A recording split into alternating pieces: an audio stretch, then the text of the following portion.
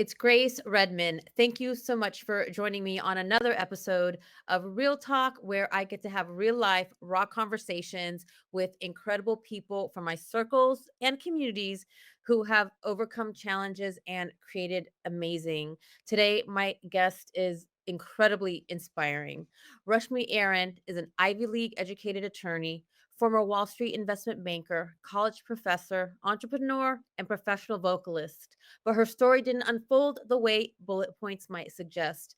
After navigating a federal prison sentence, Rashmi didn't hide. She transformed. Now a globally recognized speaker, consultant, and transformation expert, Rashmi shares her powerful rise through framework to help others face adversity with honesty, grace, and grit. Her message is clear. We all struggle with fear, burnout, change, and anxiety, and we all have the capacity to rise, not by avoiding vulnerability, but by walking straight through it. She doesn't just talk about resilience, she really embodies it. So please help me welcome the inspiring Rashmi Aaron to the show today. Hi, Grace. Thank you so much for having me. I'm so honored. Oh, Rashmi, thank you so much for joining me. I'm always inspired, by you. I've been following you and connecting with you, and I've just been, inspired by your story and how you just show up in your vulnerability and rawness. So thank you so much for being such a breath of fresh air. Wow. Thank you. That means a lot. It's taken me a lot of years, I would say, and hard work and forgiveness of myself to get to this place. But yeah, thank you. Yeah, no, you're welcome, and thank you for joining us. I want to, kind of go back to the beginning because you've had such an incredible career. You're an attorney, then on Wall Street, and then you have this fall, Yeah. and you had this federal prison sentence. What was that like in that moment that everything came crumbling down in front of you? Well, the actual moment, I would say there's sort of several moments, not just one. The first was, of course, the day I found out I was going to have to plead guilty. Sorry, the day that I was going to get indicted, right? Like, so my attorneys called and said, "You're going to be indicted." And I had tried for months to try to avoid indictment. So when I learned that I actually was going to get indictment, it was literally like I entered the twilight zone. I couldn't even imagine that this was happening. And it felt like just the floor got pulled off from underneath me, and I remember the night I found out I was at temple. It was a Tuesday night, and I was at the Indian mandir in Hindi we say, with my mom and my dad, my best friend, because we went to pray. We knew my attorneys were going to meet with the prosecutor, and it was while I was there that I got the call, Mm. and I went outside and I answered the phone, and essentially I remember just sliding down this pole that I was leaning up against and just like collapse, shaking. And my best friend found me. And, so that was the first moment. Then, of course, when I got indicted, so that day, actually being handcuffed and shackled and led into a cell for receiving, they had to process me. And that, it's not something I would have ever thought in my entire life. I could never have imagined that I would be going through this.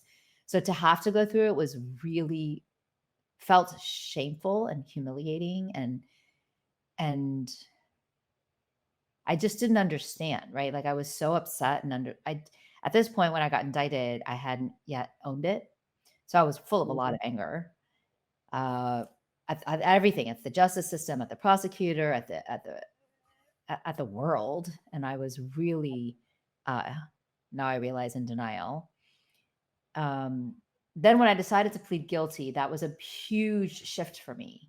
Mm. And even though somebody would say like, "Oh, you made this decision and accepted that you were guilty," to me, it was such a it was this sense of peace that came over me because Oh, that's amazing. yeah, like I just felt it's actually very hard to explain, but I felt free. I Mm. felt so it's totally oxymoronic, but No, but I I love it. I love it. yeah, I I felt love free where you're going with this. because I think I had pushed myself into this like idea that I was always the perfect girl. So there's no way I could have done something wrong. And when I really allowed myself to recognize that I had basically silenced my inner voice Mm. and should have done more. And like I knew my inner voice knew something was wrong. I just didn't say anything because I just was too scared to say something. Now, are you About saying, like, your inner voice knew something was wrong, like, in that transaction or in that Yeah, and situation? I'll explain. I'll explain in a second. I'm sure you'll ask me what happened. And then, of course, the day I got sentenced was another. So, like, I'm kind of walking you through like the main moments of this journey.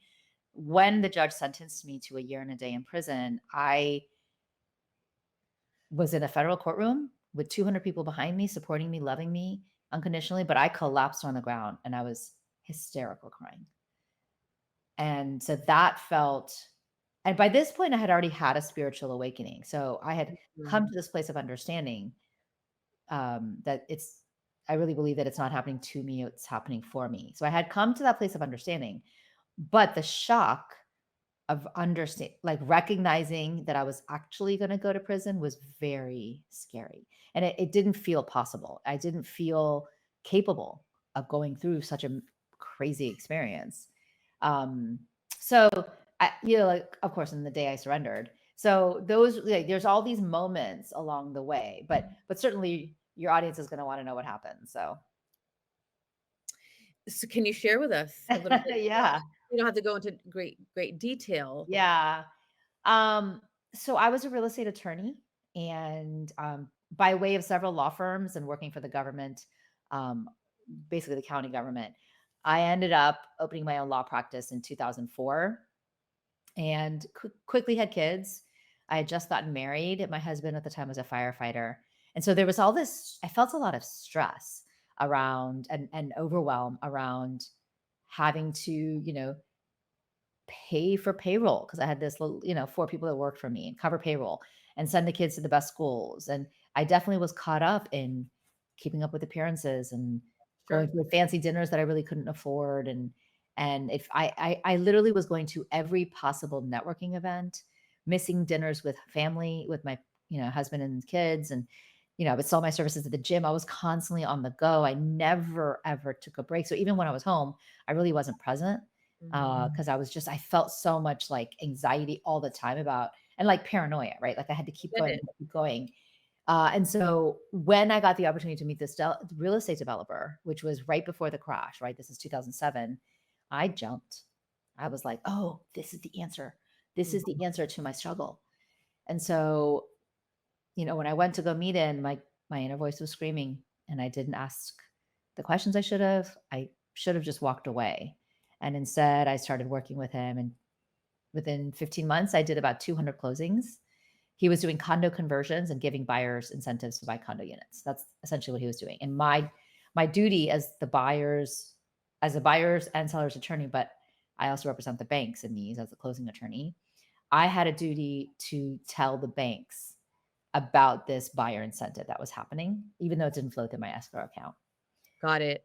Got it. So it's lack of disclosure, which Lack of disclosure. culminates in bank fraud. Yeah. So um, ultimately, I pled guilty because my attorney helped me recognize that, what one I left out an important fact. So I stopped working with him in March 2009. I did not get indicted until April 2014.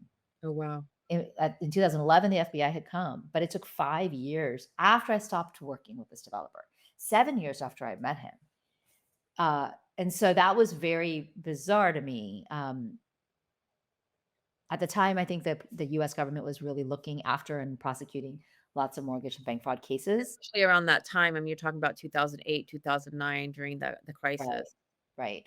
So I ultimately was sentenced and I owned it when I during this process. And it's funny because it's not funny, but people will ask me oftentimes, like, "Have you looked at the developer?" Because the developer didn't get indicted. I Interesting. I got indicted. His operations guy got indicted, and went to trial. He didn't plea, and their entire defense was Rushmi told us we could do it. Wow. Rashmi is the smart one. But by the way, they were doing these transactions with For you. a big attorney before me. Yeah. Mhm. Yeah. I mean, I don't know what happened to that attorney. Nothing, I think. But um, yeah. You mentioned, that, even before I think before you got indicted that you had a spiritual awakening and you started to recognize that this was happening for you Mhm. and not to you. Can Yeah. you share with us a little bit about, if you can, Yeah. what did that feel like or look like for you? Like, how did you know, like, okay, I'm having this awakening and this is happening for me? Because that's it's traumatic. Yeah, it was really hard. I would say that it took months of me doing a lot of running. I used to be an avid runner, so I would just like run and run and run and cry and run and cry. I Mm, listened to a lot of both English and Hindi, like religious songs, so praise music, Christian music, whatever you want to call it, or the equivalent in Hindi. I spent a lot of time with friends who reminded me that I'm a good person. yes. Well, this does not define me, but it refines me. That uh, and I did this thing where I would look in the mirror and try to say, I forgive you. Oh my god, I just got really emotional. Yeah. That And just made me and I took months. I mean, I couldn't do it. I was so upset and mad at myself and self-deprecating. And I think one of the things that we as women especially we do is we walk through shame and we take on all of it mm. instead of allowing ourselves to have self-compassion. So this experience for me really forced me to love myself and forgive myself. And I will tell you, given that I'm now a keynote speaker, there are people that are mean out in the world. Oh, yes, Like, girl. Every yes, day. I know, and they like to troll the internet Oh, yeah. or LinkedIn. I have college kids now, so they just got me to start posting on TikTok, and I just posted a TikTok video. I have 6 videos posted. I probably should do one today because I need to be consistent. But I have a last Tuesday night, so I guess it's been like 9 days now. I posted a video, and yeah, it's great when your 20-year-old son can help you like title it and Right. tell you what to do. So I posted it. It went viral. I Oh, nice, mean, viral-ish for me. I don't know. It has like 315,000 views at this point. nice. What was it about? It's titled "Why I Landed in Federal Prison." Mm. So Friends, it's Grace Redman. Thank you so much for tuning in. We really appreciate you here at Real Talk. If you've been inspired by what you're hearing and you're ready to take things to the next level, I would be honored to work with you. If you're a leader or entrepreneur ready to soar, I offer one on one coaching to help you create a business and life of freedom that you are excited to wake up to. And if you're craving something more intimate, I offer a personal VIP day that includes deep dive coaching, a nature walk, and an early dinner. I promise you will leave just feeling rejuvenated. If this speaks to you, please reach out and let's do this together. You can find me at www.graceredman.com. Now, back to the program. it's titled "Why I Landed in Federal Prison." Mm, So there were some very kind and empathic comments, but there were lots of mean comments as well. I mean, definitely the kind over is way more than the mean, for but the sure. mean was mean. Yeah. And so I understand and recognize that it doesn't matter what other people think about me, right? What matters is what I think about myself. And Amen. I surround myself with my what I call my constellation of stars, who what I always say is that I think our people in our lives, when we identify our constellation, it's people that will lift us and ground us, but also put up the mirror to Mm, us when we need to know the truth about ourselves that we don't want to hear. And that was, this process for me was hard in that as I was I in the process of the plea, I decided I would call 200 people in my life, mm. like, kids, friends from elementary school, high school, college, law school, my kids' friends' parents, and my kids' teachers, and my running community. Like I just was calling everybody that I thought knew my history and character. Lots of politicians in Miami who because I'm very active in Miami. And I was so sure that they would hang up on me as soon as I picked up the phone and called them. This is January 2015. And instead, what happened was that every one of those people loved on me. And it Mm. was like I learned this lesson that people are very forgiving of our humanity when we give them the chance. Ooh, that's so powerful. Because we all think that we have to be perfect, that we have to show we Yeah, have these like put together lives and there's nothing wrong. And actually what I have found is that the more imperfect, we're all imperfect human beings. That's the human existence. totally. The more I share it, the more I open myself up to, trolls on the internet. the more powerful and connected I am with the humans that are in my life. When Absolutely. I call those 200 people, the judge got 182 letters of support of people Oof, loving on me. I say that I got eulogized before I died. wow. Actually, I can show you because the binder is right here because No, I love it, and this is what I it keep goes a back. copy of it. This is Yeah, the this wow. is the binder of letters that the judge wait, let me see, that the Yeah, judge got. wow. And you can't underestimate the power of that, right? Like I I was very I was very much the kid and young adult who thought I had to perform for the frame, and that was all I would let people see. Totally, I get it, Yeah, 100%. I've been there, and it's you well, I came from an environment like that, like, you have to worry about what everyone said, you had to show up perfect, everything had to be perfect, you yeah, swept everything under the rug, and mhm. that created just unbelievable amount of stress, and it wasn't sustainable. Yeah, yeah. So It I was think for breakdowns. I yeah, one of the things I recognize, like I share with people from stage is that I had put myself into a self-imposed prism with glass walls that looked really pretty from Mhm. me from the inside and from the outside looking in. But really I was so stressed and overwhelmed and paranoid and all the things that I think we all find ourselves in at some point in our lives. And it's bizarre. Like it took me going through this, I call it my life adventure, life transformation, to and losing my freedom to gain this total Mhm. freedom of authenticity and vulnerability because I am who I am. I live, I wear my heart on my sleeve. You get what you get. And uh not so good sometimes for my dating life, but somebody will eventually be able Well, to. I think you're just amazing, beautiful, intelligent, authentic, all of the above. So you whoever gets you eventually is gonna be a very lucky person. Well, I believe he's out there. He just hasn't found me yet. So, Yes, yes, because you 'cause you're amazing, oh, 100%. thank you. And I love I can relate to a lot of what you said because although you were behind, prison walls, many of us live in our own prison within our minds. So Yeah. many of us are out here free, but we are not free. We are living in the prison of our mind. And, before this happened to you, like you said, like you were just had this, sense of anxiety and, just kind of always running. And I could relate to that. Yeah. And you're right. For me as well, it's like what set me free is like, hey, like here's my like I'm messy. Here's my life. Yeah. And the That's exactly what it is when right. we. And the other day, someone like we're working on my messaging and there's it says, addiction in the family and this. And she's like, well, do you want to keep? I said, absolutely, I want to keep that because that's real life. Like, what family doesn't deal with the horrors of addiction? Keep that. That's real.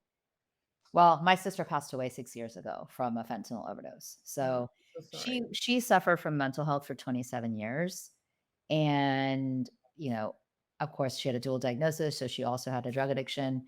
So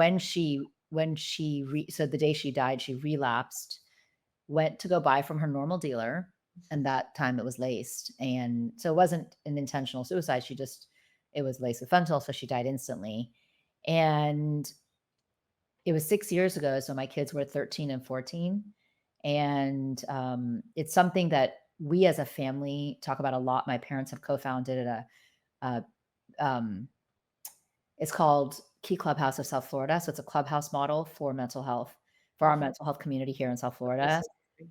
So they co-founded it with 8 families, and now it's grown. Now we've just opened our second center. I serve as an ambassador for that, and, like, it's all in honor of my sister. But, like, now I have a daughter who also now suffers. She has, like, anxiety, depression, OCD, and we are very, very in tune with it.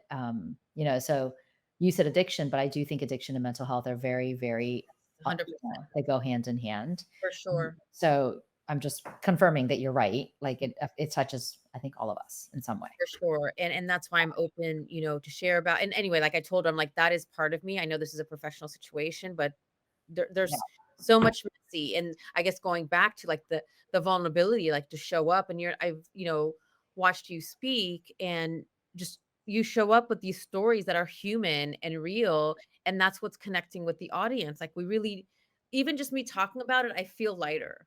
No, thank you. Um, It's so when I will actually admit that like when I first came out of prison, what I didn't know what I was going to do. Getting a job was really hard. I helped family with some stuff.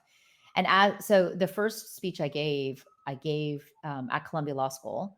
And what happened was I had lots of points just from years of travel for the law firm that I'd accumulated. So I was still on probation. So the probation officer said, "I'll let you go. You can't pay for it though. You can use your miles." And so I stayed with family, and I took the subway. Like I did all the things. Uh, and I went and spoke to a class at the law school. And my intention was, if I can help one law mhm, student never go through what I went through and never make those mistakes and remember to listen to their inner voice, it's worth it. But I right. still didn't know what I was doing. I mean, I was really just sharing my story. It took me, so then I gave a TED talk in 2017 or TEDx. That helped me because then I hired a coach. So that helped me like refine what the message was. But even then, like I did that for 7 years and I had a lot of traction. I'm definitely a way more interesting ethics speaker than the standard ethics speaker. So that was good. But about 2 years ago, I realized there was a message on my heart Mm, and ethics was not it. Like mm, I can still do the ethics talk if somebody wants me to. I have a CLE that's approved by the Florida Bar, like so I can still do that. But as I dug deeper and shed more layers, the power of my story, as you said, I believe is the recognition that n- nobody else, none of your audiences, nobody's going to go to prison or face the FBI, but all of us will struggle because yeah, it's the universal truth. that My is. struggle looks differently than my story is not your story is not my story, but struggle is inevitable. And Yeah. struggle comes at us in different ways, multiple times a day, simultaneously, sometimes not, marital, legal, financial, medical, All of it. uncertainty, courage, fear, like there's so much coming at us and the world is insane right now. Mhm. So even more so. And so that level of uncertainty and struggle that we all universally face, what I realize the power of my story is how do we get through those moments? How do we Yes, ride through those moments? yes. Because the world tells us rise above, move on, push harder. And to me, that's just escaping whatever the struggle is. And I believe we go through struggle to learn and grow and become better versions of ourselves, to Absolutely. constantly evolve into better humans. And the only way to do that is by going and rising through Yes. whatever the struggle is. And so now that I've recognized that, it's like when you tell me that you can see yourself in the story, like that's really powerful and meaningful to me because I've worked really hard to go inward and become and really be authentic with what is it about this experience that means everything to me, that the people are can relate to. Yeah, and I love it. And please, I mean, share about your RISE framework, please. Oh, thanks. So, the rise process is something that I discovered really because I drew from my grandparents' story and my parents' story. My parents immigrated in 1970 from India. Actually, my dad came in 67 for school, went back, and within like 30 days, met my mom, engaged her, got married, and brought her here. And she was Nice. 18. Um, and prior to that, during the revolution, when the British were still in India, my grandfather was fighting the revolution against the British, and he was fighting alongside Gandhi. So on the day that my dad was born, my grandfather was sitting in jail, like during this Gandhi Ooh, movement. So I just got the chills. yeah, and so it's such a like yeah, it's very very much part of my legacy to have courage and fight for justice and go through these really hard moments of uncertainty and pain to get to the other side. So, Yeah. then I was an investment banker. I am a licensed life and health insurance agent. I was an Ivy League educated lawyer. I was a law professor. I'm a serial entrepreneur. And over the years of all of this, I've watched my parents had some major financial losses in the 80s during the real estate market crash. So as I watched my parents go through this experience, I recognized they have been doing the rise process and I didn't even realize it. I just started to put a name to it because I recognized this is what I did in my journey. and how I've come out of it. So R is reframe. Mhm. And, the reframe means you got to look that dragon in the eye and own it, acknowledge the truth of whatever the struggle is. And look, I know what grief looks like. So sometimes it's grief and it's unfair and it's loss of a loved one. I've lost my sister. I've lost the love of my life to cancer 5 years ago. So I know it's not easy. And I know because I've gone through it. Um, Painful. Sometimes it's me, like, I went to prison, or it's a divorce, which is very like I've also gone through that. So I've gone through many, and I don't take it lightly. Like I have definitely struggled with many things, Widow. but you have to like I believe the only way to move forward and to rise through is by first acknowledging the truth, accepting it, embracing the pain. Like you got to feel that pain in your bones so Mhm. it hurts. And that's the only way you can move forward is by first feeling it. I think we spend, whether we do it with alcohol or, drugs or extra exercise or working too much, like there's so many ways to dull the pain and not feel it. For But sure. we have to feel it in order to move through it. Mm. Once we go through that, uh, then we identify. Like, so I is identify. For me, identifying is identifying the people in your life, like I said earlier, that will lift you and ground you Mm. and put up a mirror to you. So I surrounded myself with those people because The when we go through constellation these of star I love how you call it the constellation of stars. yeah. Um, I will attribute that because the first time I heard that was it was in Becoming, the book by Michelle Obama. She Mhm. refers to her, and I was like, that's exactly what I feel like I have. So, but I do attribute that to her. Mhm. And then S is surrender. So Mhm. obviously, I had to physically surrender to prison, but surrender really is walking through the shame, actually letting go of. I believe we have to let go of four things. We have to let go of ego Mm. because ego is a trap. We get caught up in wondering, like, what will people say? What will people do? Oh no, what will people think? Who Mhm. will I be in this moment? And that fear of Mm. like all of that ego stuff just traps us into like like we get paralyzed. We don't want to do anything. That's when we want to dull and just keep pushing and moving Freeze. forward. So we have to let go of our ego in order to actually find our conviction, is what I believe. Mm. I think we have to let go of fear. Once we like push ourselves and let go of that fear and recognize that fear is good, but we have to push through and do it anyways. Right. And then we have to let go of control. All of Okay, it. listen, if you ask my ex-husband, he'll tell you I'm a control freak. Like really, I try to control everything in my life. I just shared on LinkedIn last week, I think 2 weeks ago, that in college I was anorexic and it was totally control. I mean, I grew up overweight. I was trying to lose weight, but it's like a control thing. So like I just had this like really easy. I have an ability, like many people, to just want to control everything, and I had to Me like, too. oh, you too. I did too, and I figured out it was from a place of safety, like, for me to feel safe, I felt like I had to be in control. Yeah, yeah. I think that that's true probably for all of us. That if we can control, we feel like we can control the outcome, so we don't have to worry. It's almost like trying to trump uncertainty. Yeah, No pun intended. Like we're trying to like not not feel the uncertainty, so it's just easier to control it. But right. the truth is, really, nothing's in our control. And that's where we surrender. And yeah, so you have to surrender to it.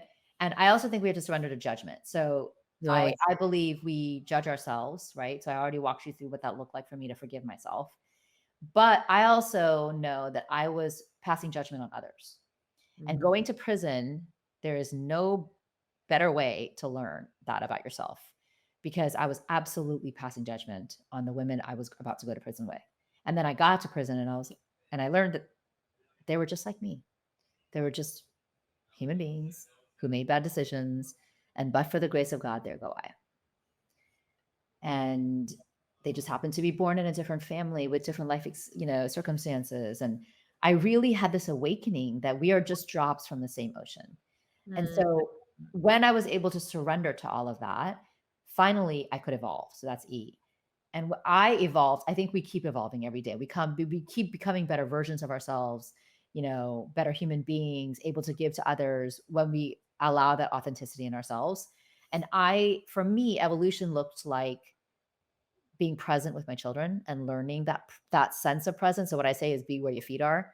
And, I think it's been said before, but to me, it resonates because it's so easy to physically be in a place, but be on our phones or thinking Totally. about something else, or but if we can be where our feet are and actually be present in the moment, because what we are all doing is we are caught up in the speed of life, in the race course of life, and we forget that we're doing it all for our families, for our children, and we're often most of the time not present for the people who we're doing it for.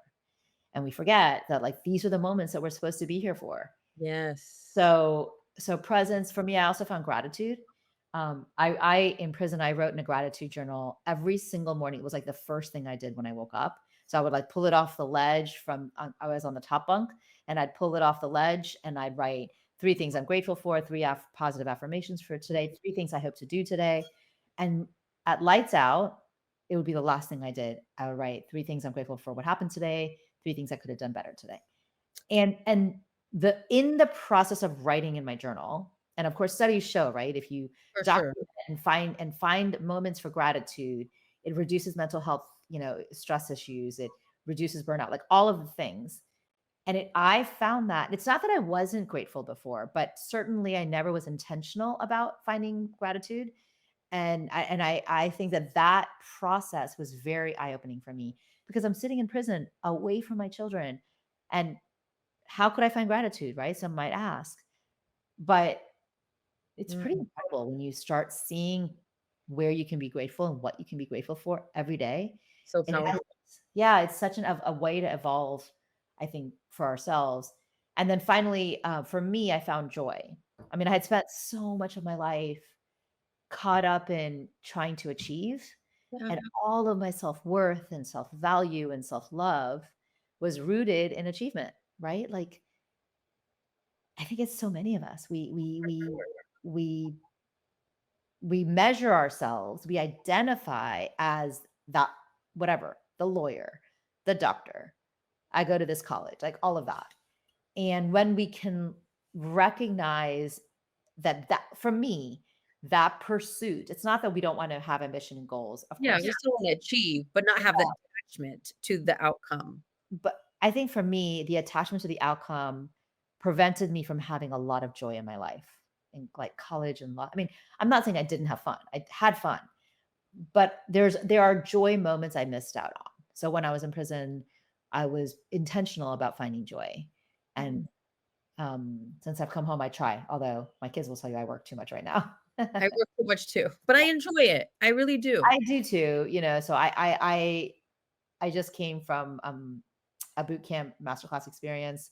I'm part of a speaker community called Impact 11, and we spent the whole day yesterday thinking about like how authentic we are and how we're living our lives and how we're putting out intention into the world. And I realized I need to not work as hard.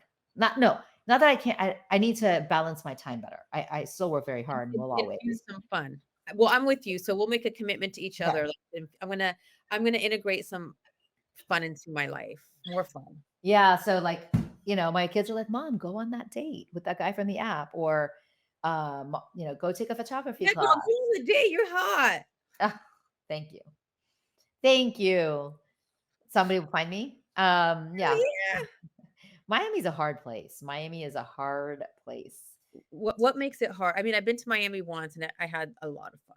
Oh yeah. I mean, when you're traveling, where do you live, Grace? I live in the San Francisco Bay Area, and I was Oh, just there for the first time, I think in 2022 at, Fontainebleau, so that was fun. Fontainebleau, yeah. I actually lived in San Francisco right after law school. Okay, Uh, nice. yeah, I lived at the corner of Pacific and Fillmore. So I and Okay, I was so a I was an avid runner then, so I would like run down the Fillmore steps and run across the marina and then ah, up and then across the Golden Gate Bridge. So I did that whole run. It was great awesome. area. Oh my god, it was so great. I think Miami's hard because there are a lot of men that are not as enlightened. I The don't know how to awareness. say it. Mm, Yeah, they're not as enlightened. I would say many are arrogant or, focus on just how much money they have or what car they drive like, I want nice things. Like, don't get me wrong, but that's not the end all be all for me. totally. So I want a kind human that Mhm. enjoys fitness and, I Yeah. can put my list. No, I mean, and and I get the sense that, yes, you want that in your life, and you have a tremendous sense of self that you're not gonna settle for anything less. Yeah, that's absolutely part of it is I have come to a place of self-acknowledgement and self-understanding that I I think some men are it's very hard for them to if they're not also there to then be with somebody like me, right? Because then I'm not there's certain things I'm just not gonna tolerate or accept. And there are certain things that I want from somebody who's done the work, I guess is the right way to say it. So do you believe that going through the experience that you did with federal prison has, I mean, obviously you've evolved, but has your desires of what you want in a romantic relationship evolved as that has evolved? It has, for sure. I definitely think so like I believe I'm a much better human today than I was 10 years ago. It's not that I was a bad person before. I'm just a So we much better grow human. Yeah. But I also believe that like my priorities are different now than they were then. And so, yeah, I would definitely say that my relationship goals are different. And, of course, it's also 10 years later. So my kids are in college and so, but like, for example, I would like to date somebody who is a father or at least understands that my kids will always be my priority. for sure. So that, they're little things. Who knew this become a dating Yeah, conversation? but again, it's going back to authenticity and, being open, and, I have girlfriends who, are dating or are at a point where they're like, "I'm not gonna settle." However, when we were in our 20s, like, we settled for whatever. Isn't it bizarre? Because I mean, I love the father of my children. I will always love him. And I don't think I settled. I just think that we were not a good fit for each other. And at the time that I got married, we had been dating for like 3 years or so. Yeah, three. And I was 32 and I was an Indian woman. I'm the oldest of all of my cousins. So there was so much pressure. Um, yeah, I mean, we're very good friends. He's very close to the kids, which I is such love a it. blessing. I Yeah, love he's it. a wonderful man. He's such a great human. He's the chief of the fire department for the state of Miami. God So bless. yeah, he's fantastic. Yeah. Um, but yeah, I mean, I think I just didn't know better. I was so caught up in career and achievement that when it came to relationship, I also, at least for me, we just didn't talk about things that I wish we would have talked about. I didn't ask questions like I should have asked. So, you know, you live and learn. It was meant to be. I mean, we don't know what we don't know till we know it. I mean, I've been Yeah, married for, I true. think, 28 years, 20, and it's not been easy, like, talk about, and, when I was, newly married, like, there were things that I settled, whereas now, like, I wouldn't settle for, and Mike always asked me, he goes, "I know you love me." I said, "Yes, I do, but I love myself more." It's a good knowing. I think that evolution of ourselves, I think many of us go through that. I mean, I'm postmenopausal now. And so there are definitely things that I know about myself that are important to know as a Yeah, middle-aged woman.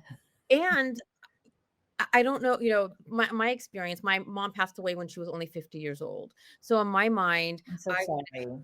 thank you. I wanted to get to 50 and I had these goals and dreams and I achieved them, but I didn't have any goals beyond 50. And I Wow. realize now it was because I just, she passed away. And we have, and I want women to hear this, and I know that you're experiencing this. We have a whole journey, chapters in front of us Oh yeah. that I don't think that, I mean, being Palestinian American, I don't think, like my mom, 50, she passed away. Then my aunts, they were just taking care of the family. They didn't see or weren't taught that there's a whole other chapter Life beyond, ahead of us. yeah, Yeah. beyond 50. And I'm excited for that. I mean, this is a whole new chapter for Well, it's a me. different phase of our lives. I'm 53. And I do think it's a different phase of our lives, right? Like I'm hyper focused on spending time with my parents. I live in a multi-generational home, which is such a blessing. I love that. Yeah, so I live with my parents and my kids. That's And amazing. the kids are in college, so I mean they're home now for the summer, but it's I feel so blessed, like I think so. especially during the school year when they're not here, I have my parents, and sometimes they're doing their thing, I'm doing my thing, but when I want to, I can go and spend time with my parents. Yeah. And also it's nice because when I travel, which I do a lot, I don't have to like go home to an empty home. You know, I have my parents I here. love that. Yeah, it's I really love that. It's and again, bringing family back to the forefront. I feel like, society has lost that a bit. And you said something earlier about being present for the family. And a lot of times, like my coaches are like, you need to set boundaries. There's too many, pieces. But I said, yes, but that's my family, my kids, my husband, my yeah, cousins. If they need me, I'm gonna be there. That's the most important thing. And then my exactly. business comes. Yeah, yeah, exactly. I'm the That's same. the most important thing. I'm the same. Like my kids are visiting right now, and it can be a Tuesday afternoon, and my son says, "Mom, do you want to watch a movie?" And 3 in the afternoon, I'll be like, "Yep." I Yeah. put off my computer and I go watch a movie with him. Yeah. So, because I only get these moments, like you only get these, especially once they leave for college. They're small little moments, and so we only get them. So, Yes, and that's been the most important thing, so oh my god, it's amazing connecting with you. you What is too. one point of wisdom, because 'cause you've dropped so many nuggets, what's kind of your final word of wisdom that you'd like to leave with those who are listening and watching? Yeah, I really believe that my mission, my legacy is to help others rise through struggle and have the knowing and certainty that you can, like, no matter what the struggle is, no matter what the uncertainty is, you have the power and ability to rise through it. And it's a proven process. Everyone can do it every single day, multiple times a day, as many times as you need to, because that is, I think, the human experience. And when we know that we can rise through these hard moments, that's how we tackle them. And then it actually makes us so much better, I think, individually. It connects us to each other in a Yes. very strong way, because I think by me sharing my story and how I like when I was in it, how hard it was, and now that now I share it more, we actually rise together by rising through it and sharing it. So what I encourage people to do is, first go through the process, own it, start rising through your struggles, but also then recognize that everybody else has their struggle. And the more we talk about it and the more we share it, we create this community of connection and belonging. Honestly, it affects teams. Teams, they engage better, they're more productive. It affects organizations. Like, there's so much benefit to it. We just have to start talking about our Yes. struggles and rising through them. I love that. Thank you so much for sharing that, and for Yeah. those who are listening and watching, where can they find you? Well, my website's my name, so it's rashmiairan.com. You can email me at rashmiairan.com. LinkedIn, Instagram, Facebook, YouTube, now recently TikTok. So yeah, it's all Rashmi Airan. So And we'll share that with everyone as well. Thank you so much for joining me. I'm always inspired by thank you, and your you. energy is contagious. I appreciate you. And those of you listening and watching, thank you so much. And like, share, and subscribe so we can continue to bring you amazing guests like Rashmi. Until next time, God bless.